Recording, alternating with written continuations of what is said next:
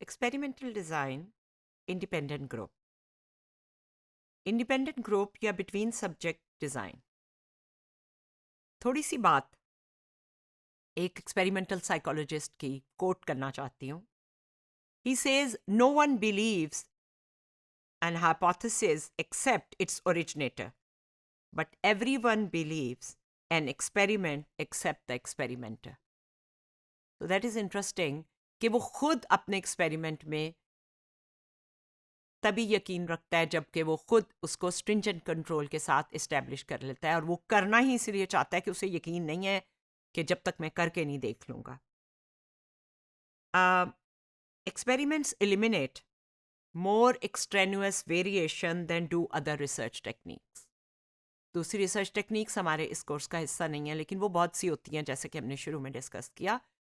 तो एक्सपेरिमेंट ही है जो कि फालतू वेरिएबल, एक्सट्रेनियस वेरिएबल जो अफेक्ट कर सकते हैं आपके रिजल्ट को, उसको कंट्रोल करते हैं। ये जो बेसिक रिसर्च है उसमें एक्सपेरिमेंट्स इसलिए किए जाते हैं ताकि थेरीज को टेस्ट किया जाए और एक पूरी डेटाबेस बन जाए फॉर एक्सप्लेनेशन ऑफ बिहेवियर। ये डेटाबेस उन तमाम बेसिक एक्सपेरिमेंट्स के रिजल्ट से मिल के आपको एक बहुत बड़ा रिच रेजरवॉय या ज़ख़ीरा फ्राहम करती है, जिसमें से आप थेरी इवॉल्व भी कर सकते हैं और थेरी को, पहले से बनी हुई थेरी को टेस्ट भी कर सकते हैं। तो ये तो बेसिक का बनाया हुआ एक आपके पास रिच मटेरियल है। तो ऐसे एक्सपेरिमेंट जिनके ऊपर हम बेसिक रिसर्च को बेस कर रहे हों, किसी चीज़ को लैब में टेस्ट करना चाहते हों, वो बड़े वेल प्लान्ड होते हैं, बड़े केयरफुली प्लान किए जाते हैं। और जो एक्सपेरिमेंटर है, इन्वेस्टिगेटर जो है, उसे क्लियर आइडिया होता है कि उसका एंटिसिपेटेड आउटकम क्या होगा, यानी उसका जो नतीजा वो तवक्को रख रहा है वो क्या होगा, उसका मुतवक्को नतीजा। इंडिपेंडेंट ग्रुप डिज़ाइन को बिटवीन ग्रुप डिज़ाइन या बिटवीन सब्जेक्ट डिज़ाइन भी कहते हैं, जैसा कि अभी हमने बात की थी। बिटवीन सब्जेक्ट्स यानी 15 उसमें थे, 15 उसमें थे, तो वो बिटवीन सब्जेक्ट्स हो गया ना, आप उनको आपस में कंपेयर कर रहे हैं। ट्रीटमेंट एक ही जैसी दी है, ट्रीटमेंट मुख्तलिफ दी है, तो फिर उनको कंपेयर कर रहे हैं कि ट्रीटमेंट से क्या असर हुआ है। तो इसको बिटवीन सब्जेक्ट्स और बिटवीन ग्रुप्स और इंडिपेंडेंट ग्रुप, ये तीनों लफ्ज़ इस्तेमाल किए जाते हैं, और ये किताबों में आपको तीनों लफ्ज़ इस्तेमाल होते हुए मिलेंगे। सो ये वाजे कर देना यहाँ पे ज़रूरी था। पार्टिसिपेंट्स जो हैं उनको दोनों ग्रुप में रैंडमली असाइन किया जाता है और इंडिपेंडेंटली। अब उसी मिसाल को लेते हुए आपने एक ग्रुप को एक दफ़ा वर्ड दिखाना है और एक ग्रुप को 5 दफ़ा दिखाना है। अब 30 स्टूडेंट्स हैं। रैंडमली इस तरह होता है कि 30 के 30 की लिस्ट हो गई, पहला, तीसरा, पांचवा, सातवां, नवां उसमें चले गए, और दूसरा, चौथा, छठा, आठवां दूसरे ग्रुप में चले गए। स्टैटिस्टिक्स का रूल है और ह्यूमन पॉपुलेशन का एक रूल है कि तकरीबन नॉर्मल कर्व होता है। अगर आप एक बड़ा ग्रुप लेते हैं तो उसमें कुछ लोग लंबे होंगे, कुछ छोटे होंगे, कुछ ज़्यादा ज़हीन होंगे, कुछ कम होंगे, कुछ एवरेज होंगे, कोई एक आध जो है वो बहुत ज़्यादा ज़हीन होगा, कोई एक आध जो है वो बहुत ही स्लो होगा किसी चीज़ को सीखने में। तो ये जब आप उनको इस तरह रैंडमली डिवाइड करेंगे बगैर देखे हुए, और इस तरह एक नंबर्स में से पिक करके, तो फिर यही चांस है कि वो कुछ हर तरह के लोग दोनों तरफ में शामिल हो जाएंगे। और ये दोनों ग्रुप एक दूसरे से टोटली इंडिपेंडेंट है। जो 15 इसमें है वो 15 उसमें नहीं है।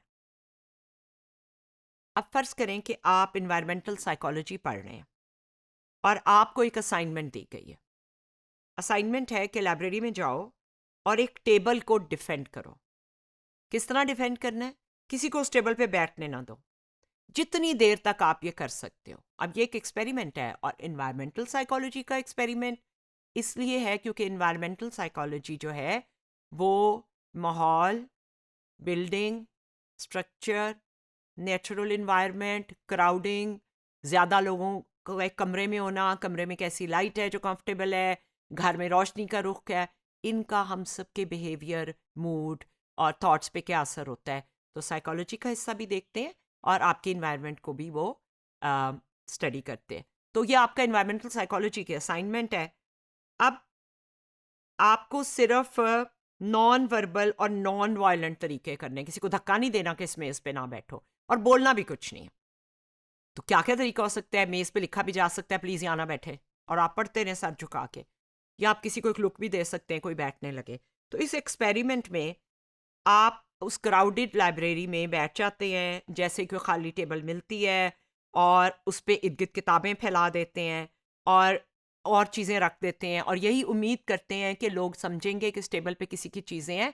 जैसे हम किसी शादी में या किसी ड्रा में या थिएटर में जाएँ, तो अगर किसी कुर्सी पे बैग पड़ा होता है तो हम समझते हैं कि कोई उठ के गया अपना बैग रख के। तो आप मेज़ के साथ भी यही करते हैं, फैला देते हैं हर कुर्सी के आगे चीज़ें, और ये समझते हैं कि जिस मेज़ पे आप बैठे हैं इस पे कोई आके नहीं बैठेगा, ये सोच के कि यहाँ चीज़ें बिखरी हुई हैं तो कोई और स्टूडेंट बैठे होंगे।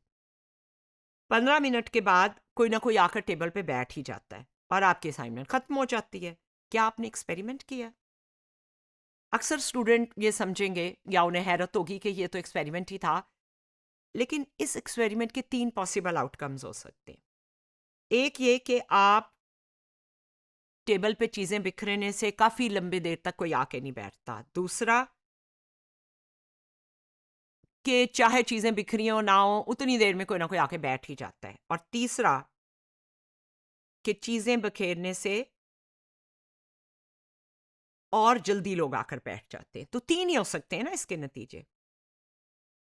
अगर एक second level of independent variable नहीं इसमें शामिल किया गया, एक ऐसी मेज़ जिस पे कोई बैठा है लेकिन चीज़ें कोई भी नहीं रखी मेज़ के ऊपर, कुछ नहीं फैलाई हुई, ये शो करने के लिए कि कोई और काम करता हुआ उठ कर गया है, जैसा लाइब्रेरी में आमतौर पे होता है। तो ये तीनों आउटकम जो हैं, ये नहीं डिटरमिन किए जा सकते। It is impossible to say anything about how effective articles strewn about are in defending library tables until 2 levels of the independent variable are tested. अगर इसको प्रॉपरली किया जाए तो पहला पॉसिबल आउटकम ऑब्टेन हो जाता है। आपको समझ आती है कि क्या एक टेबल जिस पे चीज़ें हैं और एक टेबल जिस पे चीज़ें नहीं हैं, किस पे लोग आकर बैठते हैं। तो यही इसको करने का प्रॉपर तरीका है। बिटवीन ग्रुप जो हमने कहा था, उससे मुराद ये भी है कि 2 सिचुएशंस क्रिएट की गई। 2 ग्रुप का मतलब है 2 लोग। एक ऐसी टेबल पे बैठा जिस पे चीज़ें फैलाई गई हैं, और एक ऐसी टेबल पे बैठा लाइब्रेरी में जिसके ऊपर कुछ भी नहीं है, और उन्होंने मुँह से कुछ नहीं कहना अगर कोई आकर बैठ जाए। फिर हम कंपेयर करें किस टेबल पर लोग ज़्यादा बैठते हैं जल्दी आकर, और वो जो टाइम है वो डिपेंडेंट वेरिएबल है। तो ये भी एक मिसाल है कि हमने किस तरह 2 कंडीशंस क्रिएट की और उन दोनों को आपस में कंपेयर किया।